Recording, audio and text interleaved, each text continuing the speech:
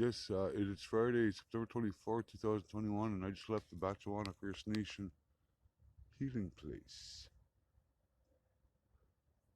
And I got a package for a package of stuff here that they say is contributing to a healthier community, but this package that I got is not committing to nothing healthier about anything. It's not offering anything to offer better health for anything. And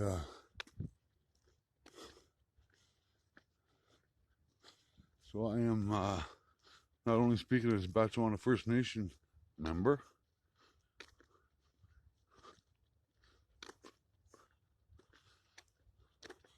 I'm speaking as someone with issues with narcotics.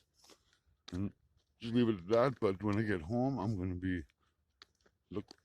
looking at this later and hoping to find some resolution to these concerns that I have in my heart. Because from what I see here,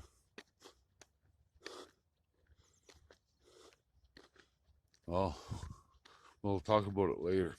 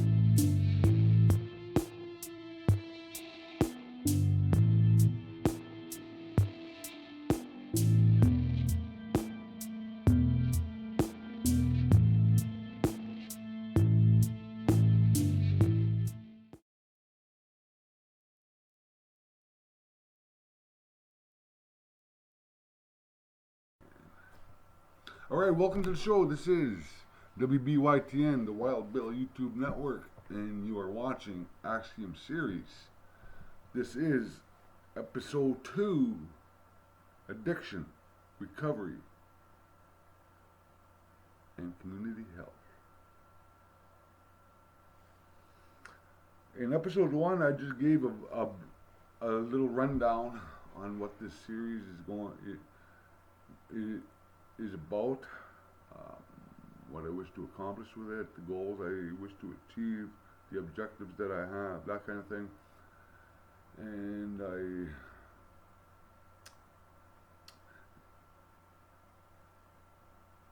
I hope you understand what I'm getting at about Axiom, the underlying truth. Those truths that lie underneath, those truths that we usually turn away from, turn a blind eye to, ignored, won't talk about, those truths in life that nobody wants to talk about, really. And addiction is one of those issues. Addiction, recovery, community health, I find they go hand in hand. And so let's talk addiction. Addiction, everybody knows what addiction is, I think. You mean, the definition's right there in front of you. That's just a definition. As like I said, you're going to be seeing definitions pop up about this or that throughout these videos. And sometimes one definition from one episode will end up in another show, but because everything is connected is the main point I'm trying to get at here. No matter what we talk about, nothing is totally separate. Everything links to something else in this world and in this life that we are leading. There's nothing separate from the other. And addiction, recovery, and community health fits right in there. Addiction, most people, when they hear the word addiction, the first thing that comes to mind is drug abuse, drug addiction, that of major drugs, hard drugs, needles, and all that kind of stuff. And yes, that it is, but addiction could be anything that takes away from good, healthy living. Anything that takes you away from family, friends, community, that kind of stuff, that could be an addiction, such as addicted to sex, addicted to gambling, addicted to video games, addicted to playing guitar, addicted to pets, addicted to walking, anything that interferes with your life and the people around you, that could be an addiction. You know what I mean? There's some people that are addicted to political power, some people addicted to being in authority, people that are addicted to bullying people, people that are addicted to causing trouble in other people's lives. You know what I mean?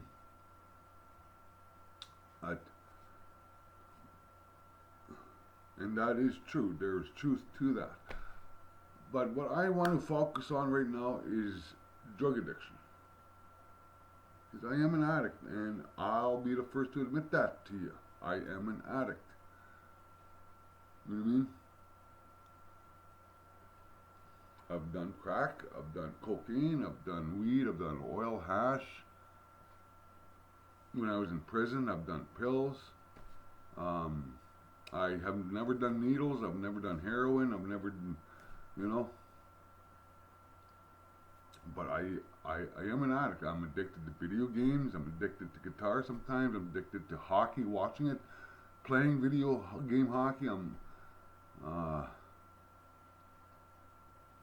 sometimes, but it's the drug addiction that is what I want to cover here, and recovery from it. You know what I mean?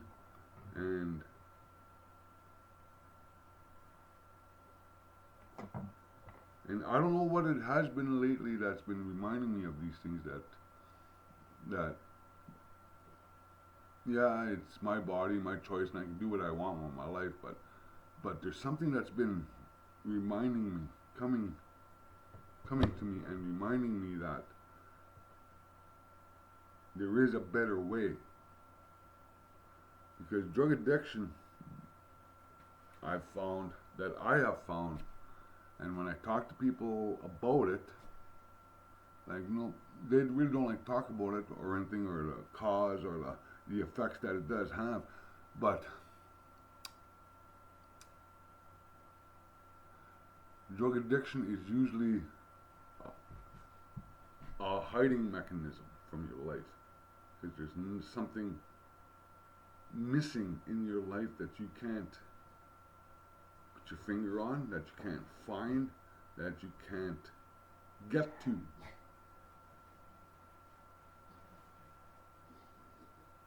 And drugs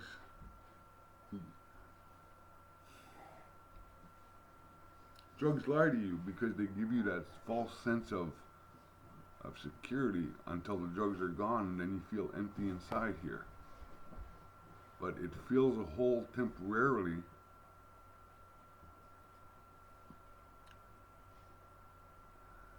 and it's just a way of hiding, so you don't have to face whatever it is that you're hiding from. That's what I found addiction is about.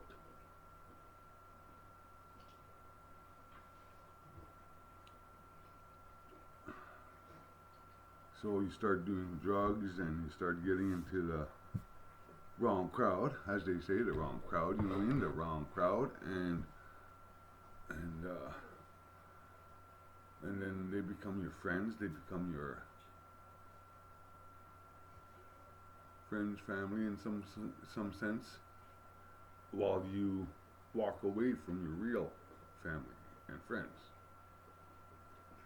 But those friends, usually those friends in that area of life, that addiction life, usually are the type of people that will lie to you, and you'll let them because of the drugs. They'll steal from you, and you turn a blind eye to it because of the drugs. You start selling material things to get the drugs. You do the exact opposite of what you normally do when you're happy, and your life gets inverted. There's that word again, inverted, inversion, and things get inverted, and then that inverted life becomes truth to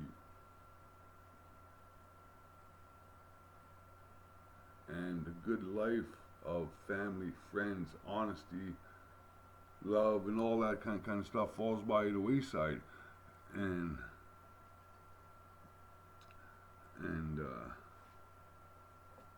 then there comes a time, not necessarily when you've had enough drugs, but there comes a time when you notice it, when you notice this emptiness that you're not feeling, that you're hiding from, and then you feel that emptiness, and you know the drugs aren't doing it anymore, but you keep doing the drugs, and keep doing the drugs, keep doing the drugs, until sometimes you become destitute, sometimes broke, you end up on the street, sometimes you end up in prison sometimes, and sometimes people overdose. And that is a sad state of affairs, and I'll just leave it at that, because overdosing from drug abuse is virtually the same as suicide. Because you see, I've spoke about this in other videos, but drug abuse I've found is usually linked with high levels of anomie, this feeling of disconnectedness. You don't feel connected to people, places, things. So doing the drugs and hanging out in that world, it gives you a false sense of connection where there is no connections. And what I mean connection, from the heart. From the heart. And when suicide happens under high levels of anomie, it's because you've lost connections to your family, to your friends, to your job, to your co-workers, to everything that gave your life meaning. You've lost those connections in your life. To the point, finally, you lose connection to yourself. And once you lose connections to yourself, that's when suicide happens. And drug abuse sometimes is that slow process of suicide.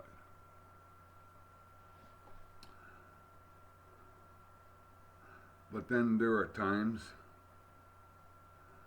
when an addict will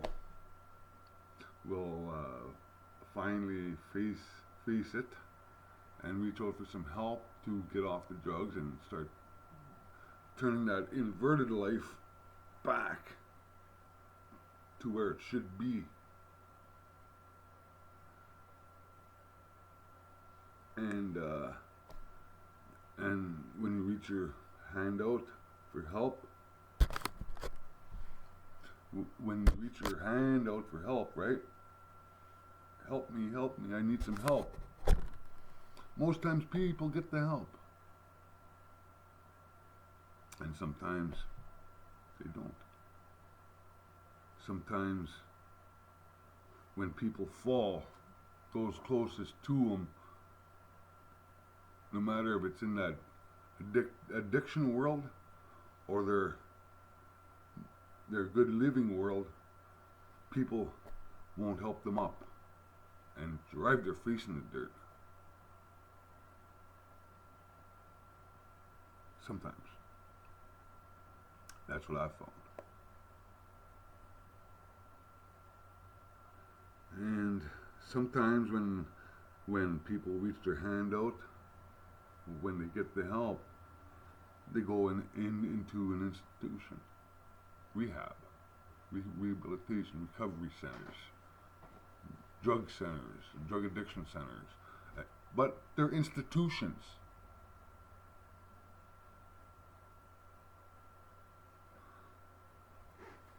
And sometimes it works, sometimes it don't, sometimes it changes a person's life to turn that inverted life back around to a good living again. Some people go in there just because they have to. Court order, for example. You know what I mean? And but there's no. But the point is, trying to get there is hope. And when there is no hope, that's when something has to be done. Especially when it comes to recovery. By now you should know my story, that I've done time. And I could honestly say that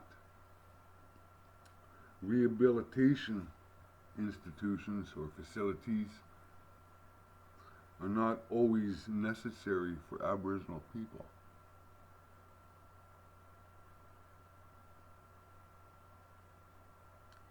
Because any institution, well, we'll get into that in a little bit. My culture, my Aboriginal culture, that I gravitated to as my life went on, that took hold when I was in prison, my Aboriginal life of utilizing the sweats and the ceremonies and the prayer pipe and the sweetgrass and the sage and the cedar and tobacco and working with the earth, and it helped me, at least for a short time while I was in jail, stop my abuse of drugs. When I was in prison, I did do weed, oil, and hash. By the time I got out, I was starting to get into pills. When I look back, I was starting to get into pills. But there was a 5-year stretch when I did give up cigarettes. I did give up weed, oil, and hash. Because what I was doing with my elder and with the brothers in there, with the Native Brotherhood, with our community in there, what I was doing with them and what we were doing showed me a lot of things. And I gave up on drugs for a while in there. A lot of people that I did time with may not know that. They know I smoked weed, oil, and hash and stuff like that. And I could honestly say there was quite a number of days that I wasn't stoned out of my head, but I was stoned every day. There was but there was a portion of my life in there when I gave that up. And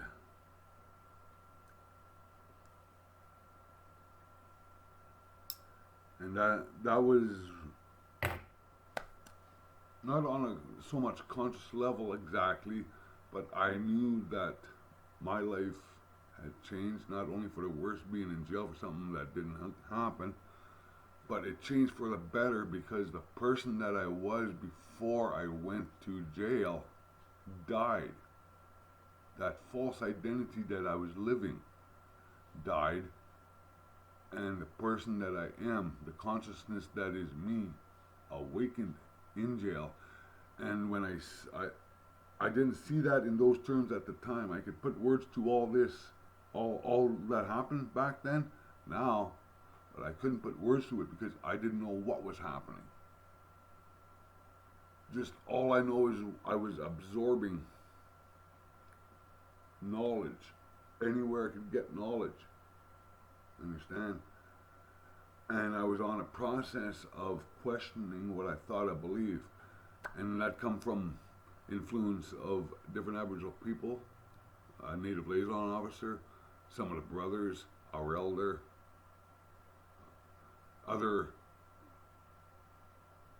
Aboriginal people used to come in and give us teachings and stuff. But all this knowledge I was absorbing it and not fully acknowledging it exactly. I was, but I wasn't. It's hard to explain that to people that don't know how it feels when their consciousness awakens.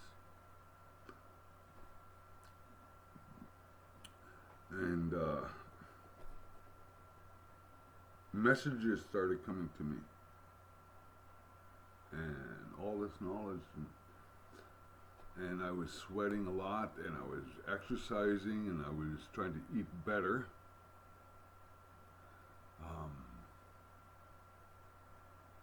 And I was running, and I was doing weights, and I was reading, and I was writing, and I was laying down my tobacco, and I was doing my smudging, and I was working with the earth. And then something happened that got me doing weed again, and oil and hash, and then eventually the pills. But the point of what I'm talking about is that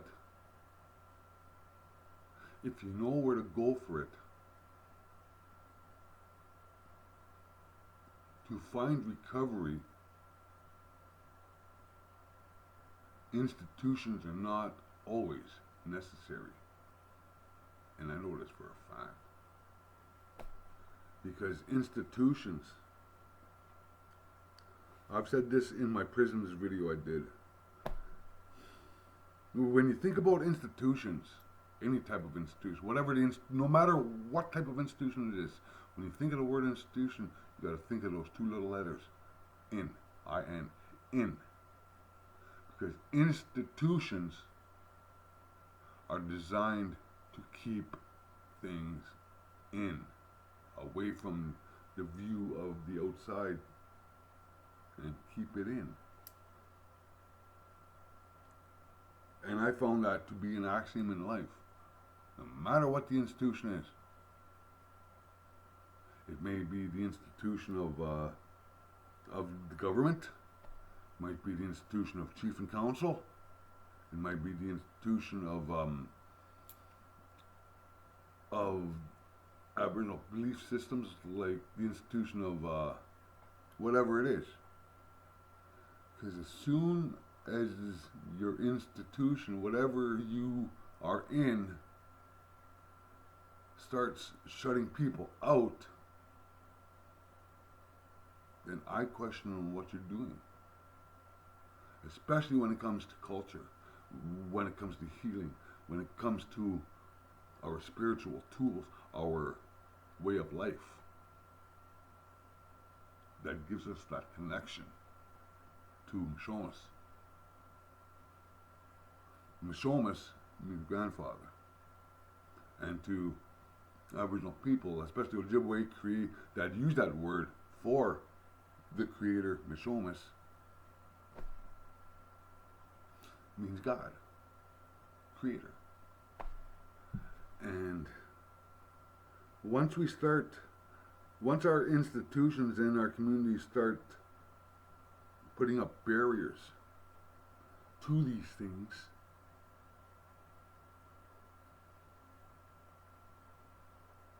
then I question those that are so-called in charge of it, the guardians of it, the keepers of it, this stuff. Because if you start withholding it from your own community members and putting barriers up to it, to your own community, I guarantee you, your community will fall into a sickness.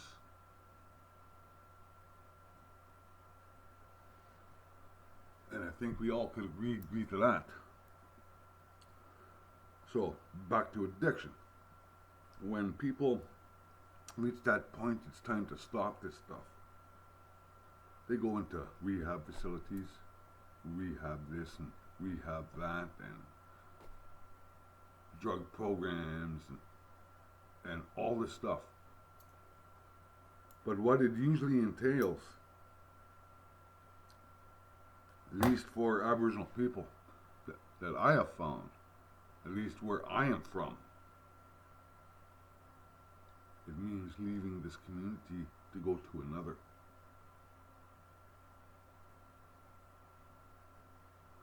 And I don't think that's right. Because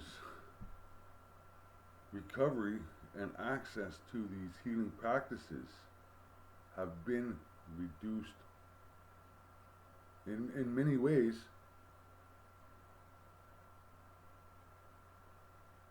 to a dollar value. Instead of that inherent right to our spiritual things, to our tools to get us that connection, to reconnect. It's my inherent right, and any Aboriginal person out there, it's your inherent right too. No matter what the institution, chief and council, whoever it is, tells you. It's your inherent right. And the thing about institutions, they are run by policy, law, foreign law, government law, governments, run by governments, guided by governments, by a belief system that always has been designed to keep us down. So what do? You follow the money, right? And I'm not getting into a big soapbox thing here, blah, because I'm trying to get through from here to here. Boom, boom. Let's talk about this.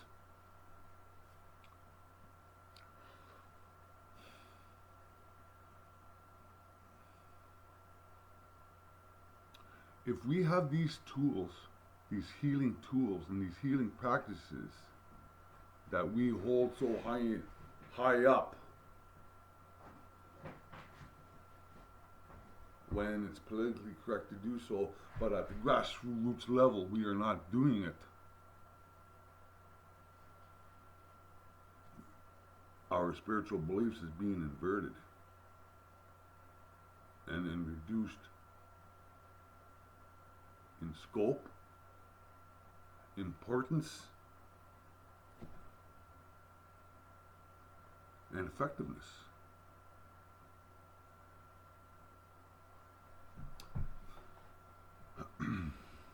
And those might be hard words for people to listen to, but there is truth to it.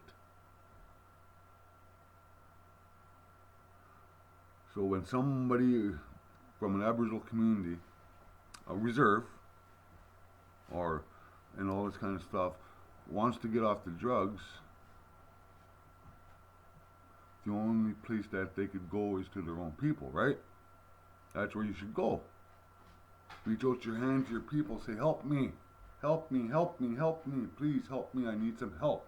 I'm at a point in my life where I need help. So, and then they might get the help and have to leave the community to go to another community who's paid to do these things, as opposed to doing it from here because you actually care. And that's pretty harsh too, I know it is, but there's truth to that too. So in community, the reserve that I'm from,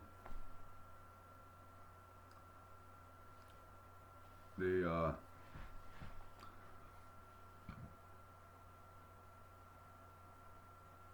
I went there, and over the last 2 years, I've been made aware of certain things. Not only just with the healing center in my community, but what I discovered, what's going on there, is also going on in Sault Ste. Marie Group Health. And don't be surprised if this is going on in your own community as well. Whether it's an Aboriginal community like a reserve, First Nation, or a metropolitan area, an urban center, at a group health center. So I went there. And one of the biggest lies that's going on at that healing center is, instead of pushing for and making absolute attempts, honest and goodness attempts to get people off of drugs,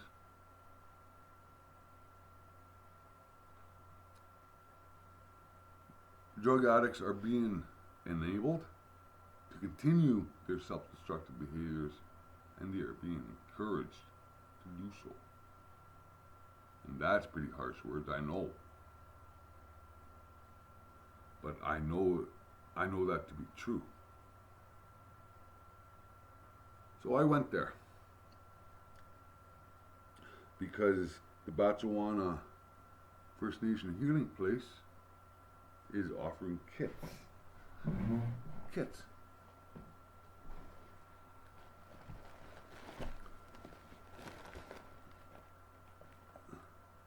Building healthier communities is their slogan. You see? Building healthy communities. And part of the nutrition program.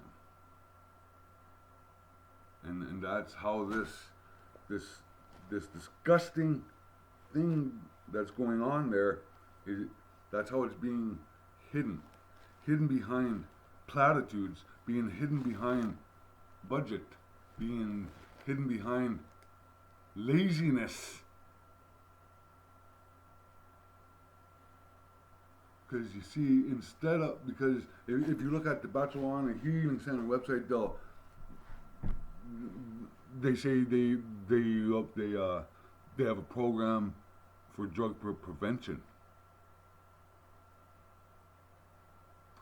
So let's see in this kit what they consider drug prevention. Okay. Well, there's this thing. Okay. Let's see here. I'm gonna use this little table over here for now, just to put this stuff, because I'm just reaching in this bag. Whatever comes out, I'm gonna show you. Look at this. Look what that's called. A snorting kit. And what's in this one? A smudge kit. We'll get into this specifically later, because I find this absolutely putrid and disgusting.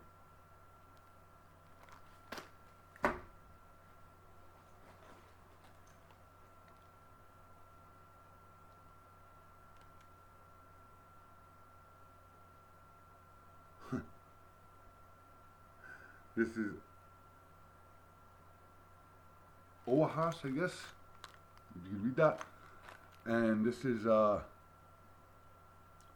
this kit, it says right on it, this kit can be used to reduce the harms associated with smoking heroin, OxyContin, OxyNeo, and crystal meth. More info inside insert.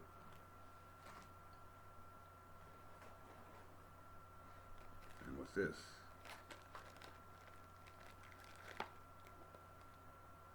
This looks like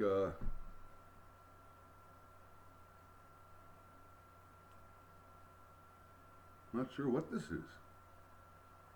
It looks like it might be alcohol rubs and all that kind of stuff in there.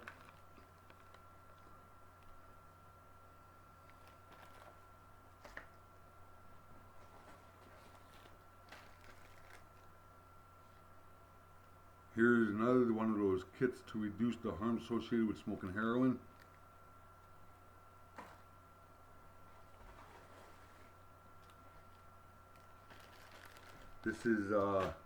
This one is from the infectious disease program, a meth kit. Okay.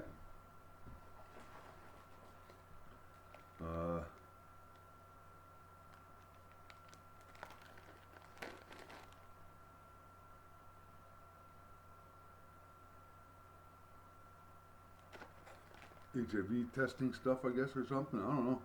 Something there.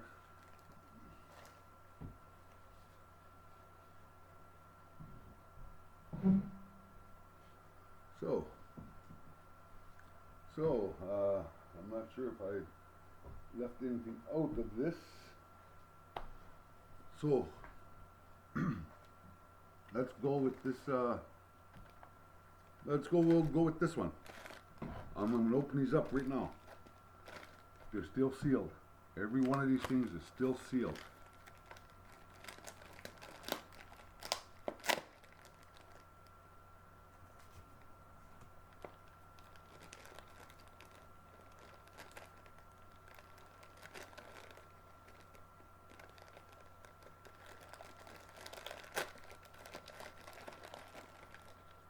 Let's see what this insert says, eh? Let's see what this is. Look at this. Look at this.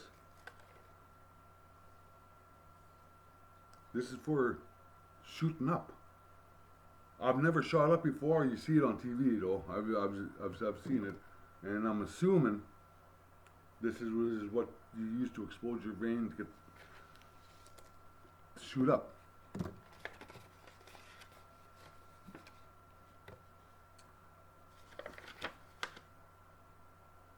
Nominal testing. Test includes your name.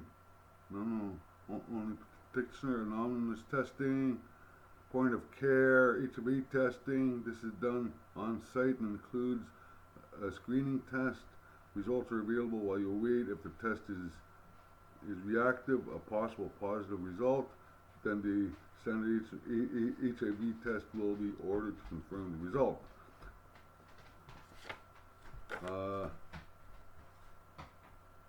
HIV in our communities.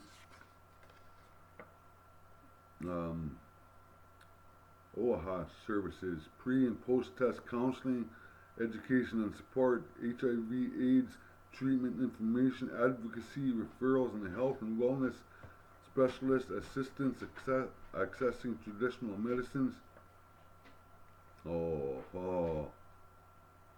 Accessing. Oh, wow. Wow.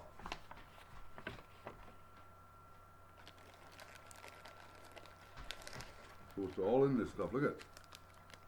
I don't shoot up, so I really don't know what this is. This is insulin syringe. Insulin syringe. What else is in here? What are these?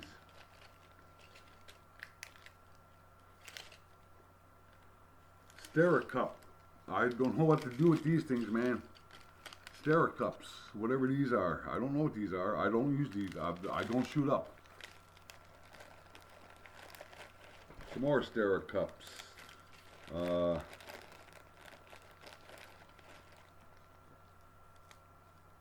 the hell is this? I don't know what these are, man, but this looks like a kit for shooting drugs directly into your brain, veins. Alcohol pads. Some more syringes. Syringes. Look at this. Look at this stuff. Look at this.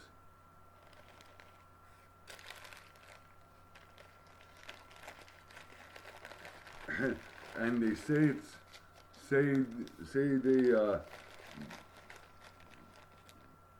they are working towards,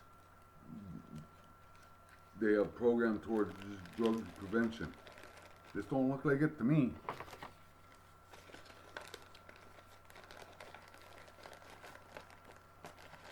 Because I've heard of these kits for the last few years now, and they use a fucking lie like, well, if they're gonna do it, they're gonna do it anyway, so we may as well make sure they do it as safe as possible. And that's a fucking lie. That is a goddamn fucking lie. I'll tell you that right now, that's a goddamn fucking lie.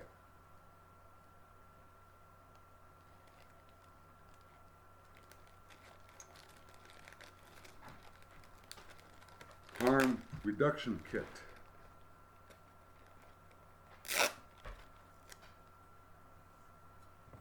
Just that these things are in existence, being handed out by group health centers, Batchewana First Nation Healing Place, harm reduction foil kit. Here's their insert. Does it work?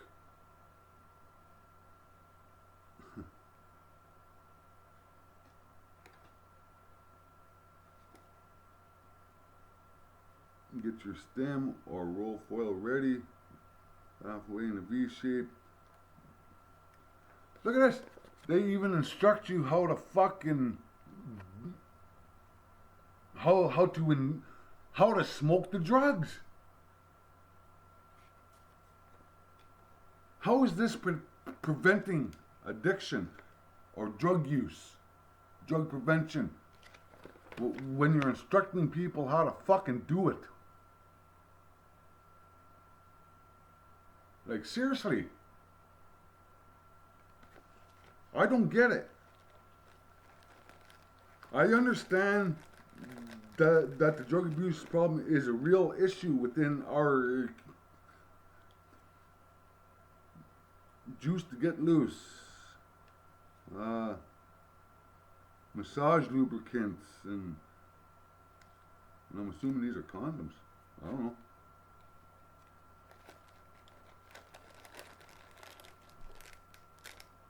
One-use spoons.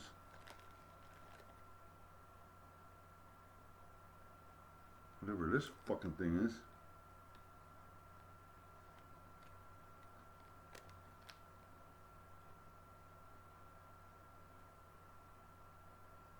All natural strawberries and cream lip balm. Okay. To help you, I guess, I don't know, try and disguise the damage of doing drugs. Like, this is fucking incredible. I cannot believe this.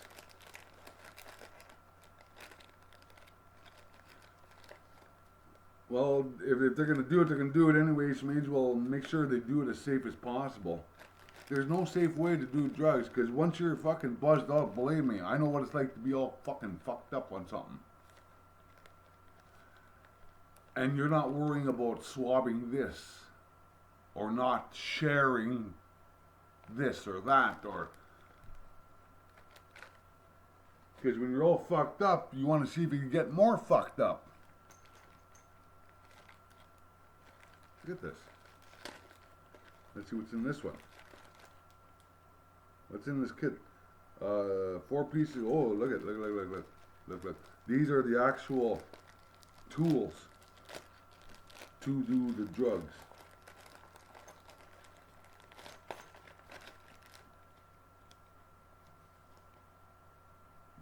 Get your stem or foil ready. Holy fuck, look at this. What's in this kit? See? What's in this kit? 4 pieces of smoking foil, uncoated. 2 stems, 1 cooker, 2 matches, 6 condoms, 2 lube, One lip balm and information. What is the kit for? The kit can be used to reduce the harms associated with smoking heroin, Oxycontin. This don't reduce nothing. This don't reduce a goddamn thing because they're still doing the drugs. You understand what I mean? And it's our own healing center, healing place that is handing this out with instructions on how to do the drugs. I've never done heroin, I don't do heroin, but apparently they smoke it on foil. I know you can smoke crystal meth on foil too. Stems, the CD stems. Here's these are stems for smoking crack. Believe me, I know what that is.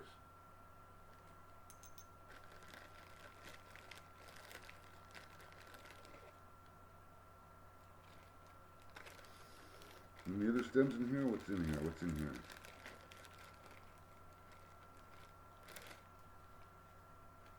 So here's pipes and foils and instructions on how to do the drugs. With the lie behind it that it's going to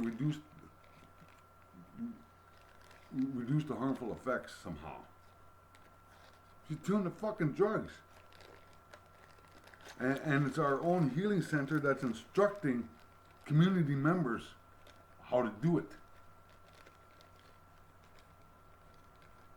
Anybody else find that odd? Why would you do that?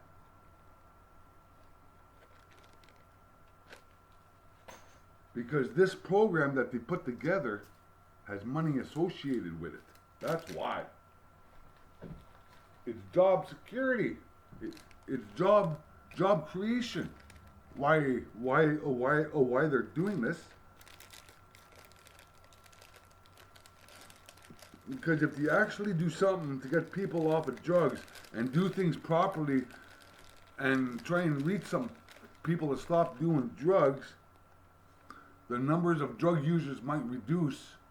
And if the reduction in numbers reduce so much, they won't have a job. Think about it.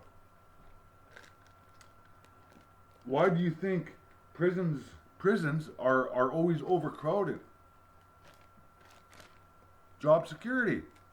Because with any institution, they must put in a budget citing their cost drivers. What's going to cost for this or that? The cost driver. What drives the cost to keep that institution or that program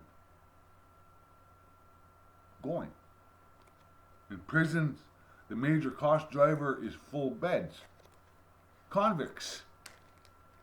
So they don't care if you're wrongly convicted or not. They want to put you in jail. What's this now? Crystal meth smoking. I've smoked meth.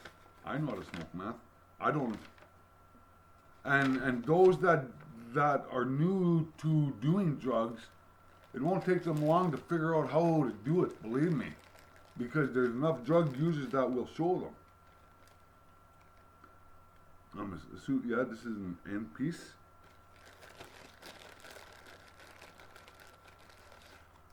This is a meth pipe.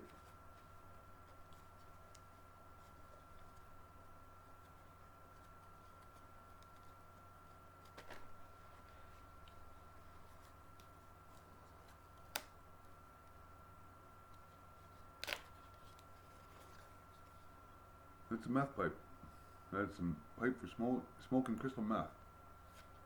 And you put this thing on the end here.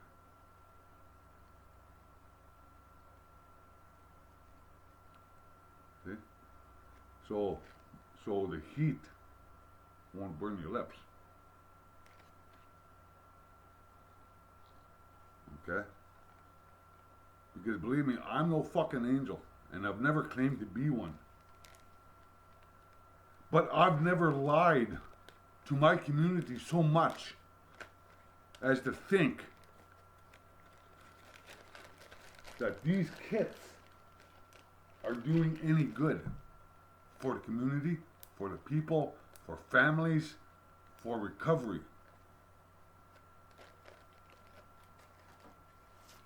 What's in this one? Snorting kit. Snorting kit. Let's see what's in this one.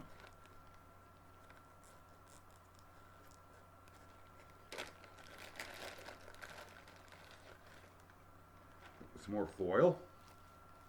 Some more foil. These are for snorting lines of cocaine. You could also snort crystal meth. You can snort them almost anything, really, I guess. Pills.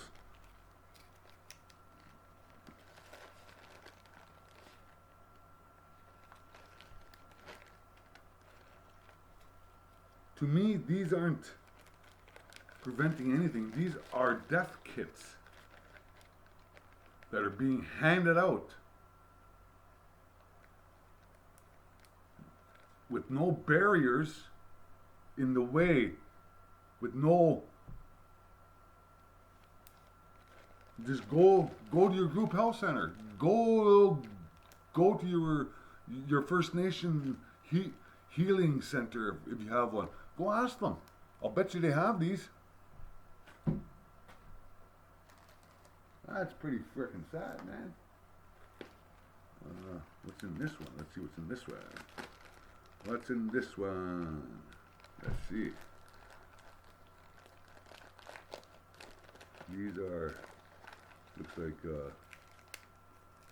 oh, I did this one already. Those cups and needles, syringes, tourniquets, I guess they're called. Let's see what's in here.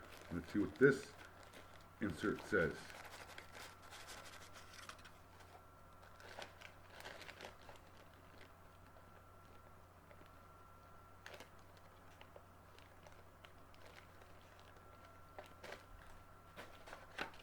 See what this is.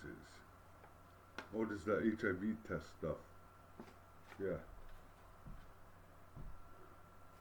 Smoking crystal meth. Look at this. Now,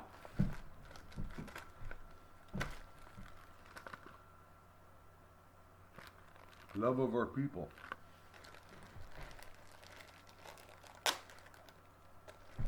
Smudge kit.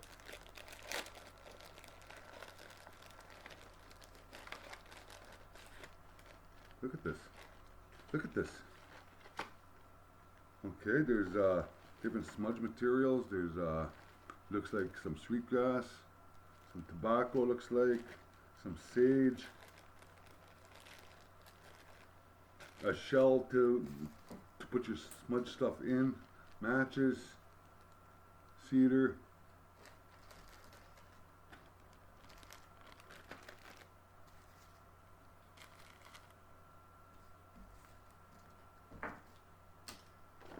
And now, what's disgusts me about putting a smudge kit in with this stuff? Oh, this stuff. Okay. I know what this is. Narcan. Adrenaline.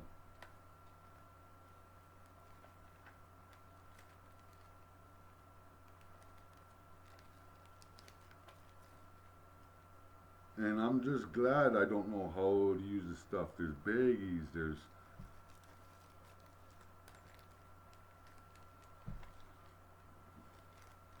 Let's see what this is. Okay? But basically put, this is the stuff. Nasal spray. Mankind. Have you ever seen Pulp Fiction? And in the movie Pulp Fiction, Uma Thurman's character was on a date with John Travolta's character, and eventually John Travolta was a heroin user, shot it, needle. And Uma's character got into his heroin thinking it was cocaine and did a big fucking big line, and she OD'd. He rushed her to his friend's place, his dealer's place, and jabbed a great big needle into her chest, drove it right in, boom, right into her chest, right into her heart. That was adrenaline. That's what this stuff is. To bring you back when you overdose. But mankind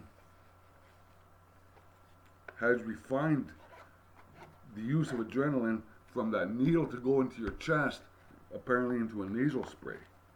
Just sprayed in the nose, I guess. I don't know, because I've never used this. I don't do heroin. I don't allow heroin around me.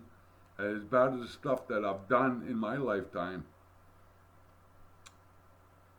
I don't want to be around people that are killing themselves like that. This is nasal spray. See it? See? This is what this stuff is. You see? And this is being handed out. And slightly in a good way, I could see this is a good thing that they include this as part of the kit. But on the whole, this is fucking disgusting. Because while I went and got this kit, I also asked the person that gave it to me, well, what about sweats? Can you hook me up with sweats? You know what I mean? And I understand about protocols, about going through a sweat sober. You know what I mean? But the person that talked to me like I didn't know about sweats and didn't know about anything. He didn't talk down to me exactly, but he told me there was protocols that had to be adhered to. Barriers, policy, and barriers to get to a sweat, to get to accessible healing practices. You see? Because when you deal with any institution, like I said, they are run by law, and they're run by policy, and they're also run by directives, internal directives. Now, law is law, okay? That's what you argue in court under, law. Policy is considered law, yes it is, but it's weak law because policies are always designed and brought out of actual law. So the policies are only guidelines, okay? Guideposts, that's all they are. Policy is only guidelines. And the unfortunate thing about policy and directives, internal directives, is those things are up to the subjectiveness of the one in charge of the program, whether they execute them or not, or follow them. And that's the danger of policy and danger of directives. Because yes, policy is law, but it's considered weak law, which pretty much is up, the final decisions is up to the director that's in charge of that policy in terms of that program. So it's subjective. So they put policies in place and protocols in place, subjective decision making on who's going to get access to these healing practices. Personal feelings, their personal choice of who's going to get access. And that is wrong when it comes to Aboriginal spiritual practices and our tools and all this kind of stuff. Policy and law have no place over it. Because I have an inherent right to these things, to these sweats, to these teachings, and I have an inherent right to them, which is guaranteed under the treaties. Let alone Canadian law and all this kind of stuff. You take that out of it because The treaties guarantee our sovereignty and our freedom of choice of self-determination. But now that our spiritual practices are falling under law, policy, and directives, that self-determination and inherent right to these things is being stripped from us, but not from the Canadian government. They're being stripped from us, from our own people.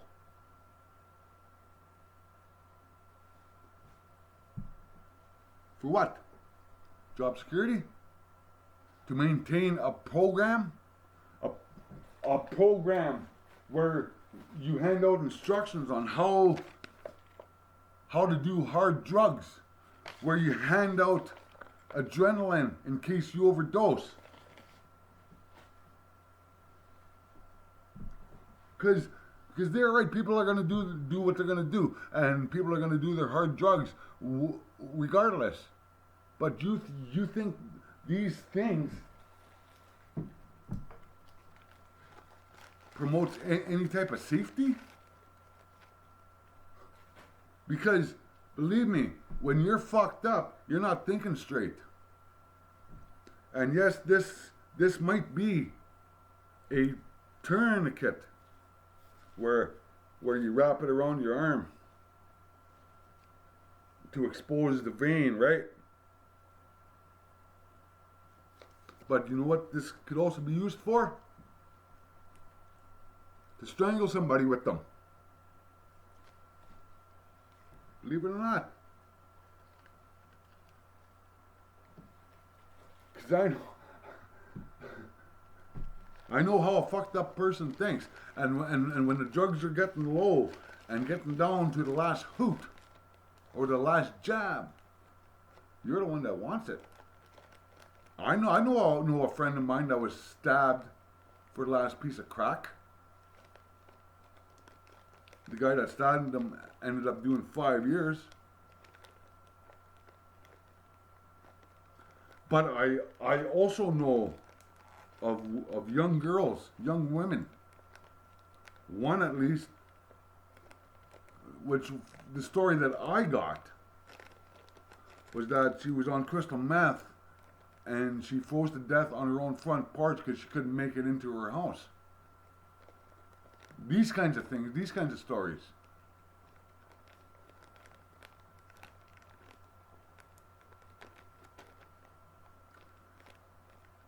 In my own First Nation community earlier this year,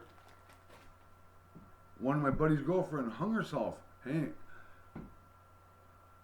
at his place, doing heroin from what I understand.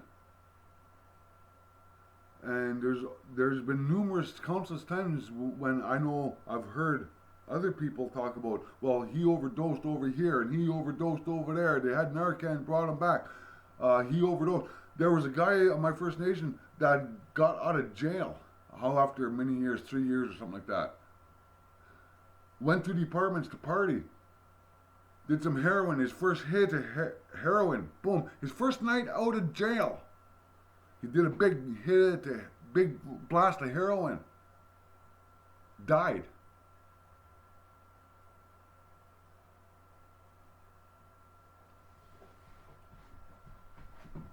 And now, my own healing place where I would like to go to get help is not helping at all. They are in fact endorsing continued self-destructive behavior within the community. How many of these kits have been handed out that if you looked into it, if can be tied to some of these overdoses of these deaths? How many people have died because of the action of handing out these kits? Where is the hope within the community from those that say they're there to help? Where is the hope? Where is the forgiveness? Where is the love? Love of the community, love of the people. Love of the people. And this is what the love of the people produces. Because you see, those that don't know, whether you're making a dream catcher for somebody, or you're putting a smudge kit together, you're putting it together for somebody, and your mind and your heart is supposed to be in a certain place, and you're supposed to be in thought and in prayer while you're doing these things in meditation, to put only the good energy into these things. Okay? That way, when you give them something, when you give them it, you both know that it comes from a good place in here. This stuff, I'm not opening this stuff because, firstly, I don't know who put these kits together, and I don't know where their mindset and the heart set was when they did this thing. When they put these kits together, because this wasn't put together for me. This was put together for a random person, for anybody. And when you put it into a kit such as this, that only encourages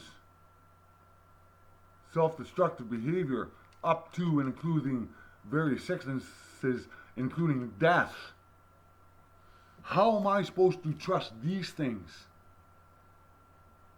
How am I supposed to trust whoever it is that put the smudge kit together? I don't. Because when I reach my hand out to my people that are in position to help me, they're not helping. They are stripping the community of hope, which means no love, no trust, no humility, and none of those things that we say we live by, that our teachings and our ceremonies give us. It's converted into policy, money, barriers to access those spiritual practices that I know works miracles if your heart's in the right place. But when your heart's not in the right place, I cannot trust these smudge materials, which I'm not even going to open these, man, because I don't know what was put in it. Yes, there's sage and there's tobacco and cedar and sweetgrass. Yes, there is, but that's not what I'm talking about. I'm talking about the good thoughts, the good heart. Because when you hand out kits, when you hand these smudge kits out with a pamphlet that teaches people how to do hard drugs, how am I supposed to trust those smudge materials? How am I supposed to trust that person? How am I supposed to trust that institution? How am I supposed to trust my chief and council? How am I supposed to trust my community? Where am I to go to get this healing? Leave the community for another. That's where I have to go, because there is no hope. Only barriers. And when people start putting up barriers to these things, that only brings hatred and mistrust. And those other things that are so negative that they bring violence sometimes. You know what I mean? And that's not a threat to nobody. That's a fact. Where is an addict supposed to go? A member of the Batchewana First Nation. Where are we supposed to go when we want the help of our elders and our spiritual practices. When there's so many barriers in place, so much hatred in place, so much blame, so much, there was so much of that, that instead of doing anything for drug prevention and addiction recovery, they're handing out the tools for my own destruction and destruction of families and destruction of communities. And these may be harsh words, and people are going to get mad at me again for bringing this out and saying it. But the axiom is, we need each other. We gotta stop driving each other's face in the dirt for the purpose of money, power, and wealth. You want to be a leader within the community? Then lead me to something better instead of my own destruction. Because next time it might be your children, it might be even you, it might be your husband, it might be your wife, it might be your girlfriend, boyfriend, it might be your nephew, it might be your niece that needs this help that they have an inherent right to. And it's being stripped. And not by the Canadian government this time, it's being stripped by our own people. So where do we go? What do we do? I'm at a loss now knowing this. I'm no angel.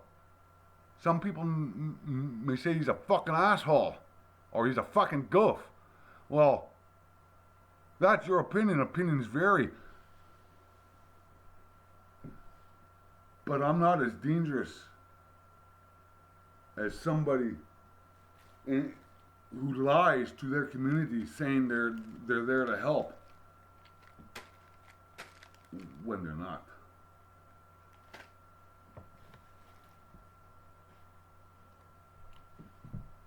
Bama P. Peace out.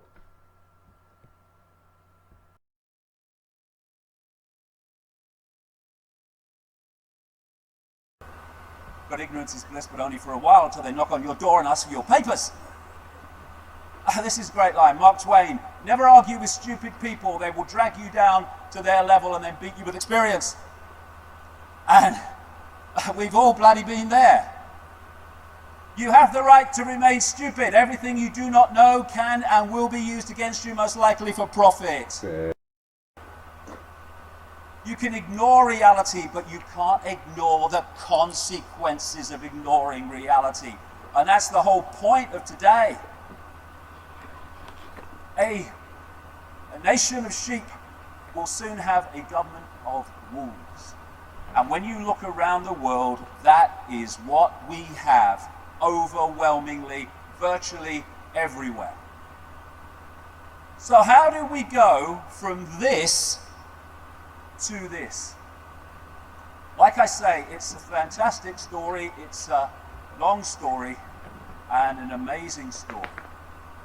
And we went there because what we call stupid equals asleep, what we call asleep is hypnotized, and what we call hypnotized is unconscious.